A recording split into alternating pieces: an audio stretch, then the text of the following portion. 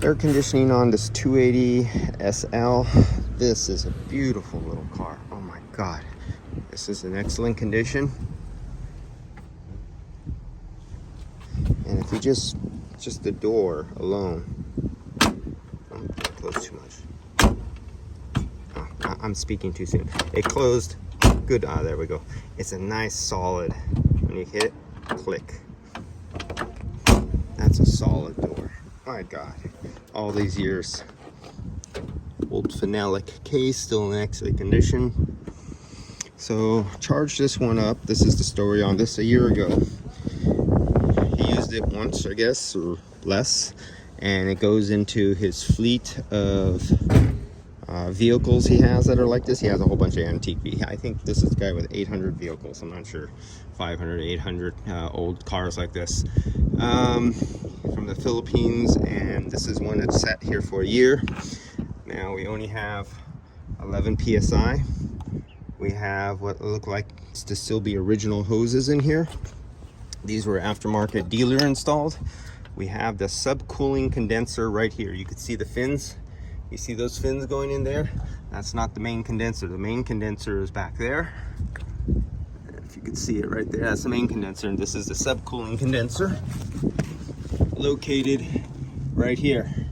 It's a big square thing, rectangle long, and we got a coolant leak.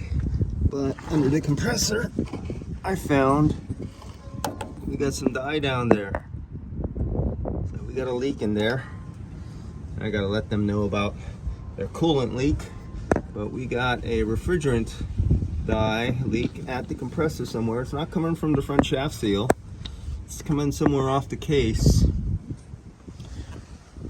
So I think I'm gonna pump this thing up to about 150, 170 psi, and see if I can check it with the leak detector. But other than that, too, old rubber hoses that are 50 years old become porous, and refrigerant just goes to the hose.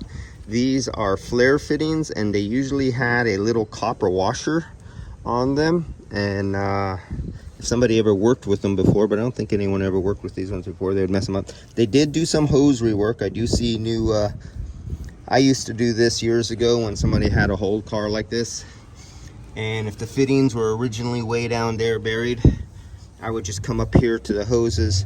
I would cut the hoses, and I would put in line fittings, high side and low side fittings, and then service them from this point and forget going down there at the compressor. That was crazy. Anytime you had those Volvos or any of those cars that the compressor was buried underneath and it was impossible to get to almost, I just cut the lines up here, put in a splice, and put the service fittings up here where it was easy to get to. All right, so we'll get back on this one. Let's see if I find any more leaks other than what's visual down on the compressor. And we only have 11 psi. Got a few nice cars here. Oh, let's look real fast. We got this guy, we got that guy, we have this guy right there,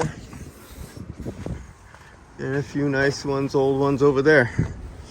Okay,